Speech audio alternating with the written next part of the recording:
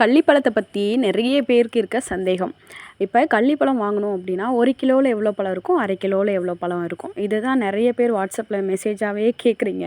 அதுக்கு நான் வீடியோவும் ஒரு 2-3 வீடியோ போட்டுட்டேன். இப்போ நான் தெளிவாக சொல்லிடுறேன் சரிங்களா. அரை கிலோவுக்கு வந்து 15லேருந்து 17, 18 பழங்கள் இருக்கலாம். அதுக்கு அதிகமாகவும் இருக்கலாம், அதுக்கு குறைவாகவும் இருக்கலாம். ஏன்னா பழங்கள் ஒவ்வொன்றும் பெருசாகவும் இருக்கும், சின்னதாகவும் இருக்கும். அதனால் வந்து உங்களுக்கு வந்து 15, 17 அந்த மாதிரி வித்தியாசப்படும் சரிங்களா. 1 கிலோவில் வந்து 25லேருந்து 27 இல்லைன்னா 30 அந்த மாதிரி இருக்கும் சரிங்களா. இப்போ நீங்கள் ஃப்ரூட்ஸ் வாங்கினதுக்கப்புறம் மேலே வைக்கப்புல் வச்சு அனுப்புகிறோங்களா, அதை எடுத்துட்டு அப்படியே அதை தண்ணியில் கொட்டிடுங்க. அந்த தண்ணியிலே வந்து குட்டி குட்டியாக முள்ளெல்லாம் மிதந்து வரும். ஏன்னா நாங்கள் முள்ளை கட் பண்ணி தான் அனுப்புவோம். உங்களுக்கு அதில் பழத்தில் ஒட்டிகிட்டு இருக்கிறது குட்டி குட்டியாக மிதந்து வரும். அது 2-3 டைம் தண்ணி ஊற்றி ஊற்றி நீங்கள் சும்மா இருத்து ஊற்றுற மாதிரி ஊற்றிட்டு அதுக்கப்புறம் கையில் எடுங்க. பழத்தோட மேல் பக்கம் கட் பண்ணிங்கன்னா அதுக்குள்ளே ஒரு ஸ்டார் முள் இருக்கும். அந்த முள்ளை வந்து நீங்கள் கட் பண்ணி சாப்பிடும்போது தான் எடுக்க முடியும். நம்ம வந்து அதை கட் பண்ணி எடுத்தெல்லாம் அனுப்ப முடியாது, ஃப்ரூட்ஸ் கெட்டு போயிடும் சரிங்களா.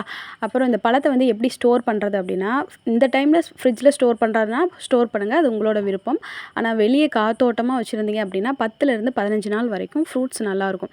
இதில் பார்க்கும்போது உங்களுக்கு பச்சையாக தெரியுது இல்லைங்க, உள்ளுக்குள்ளே வந்து பழமாக இருக்கும். மேல் தோல் மட்டும்தான் பச்சையாக இருக்கும், உள்ளே வந்து கட் பண்ணோம் அப்படின்னா பழமாக இருக்கும். இது வந்து செங்காய் தான், நீங்கள் பழுக்க வச்சு தான் சாப்பிடணும்னு இல்லை, அப்படியே சாப்பிட்லாம்.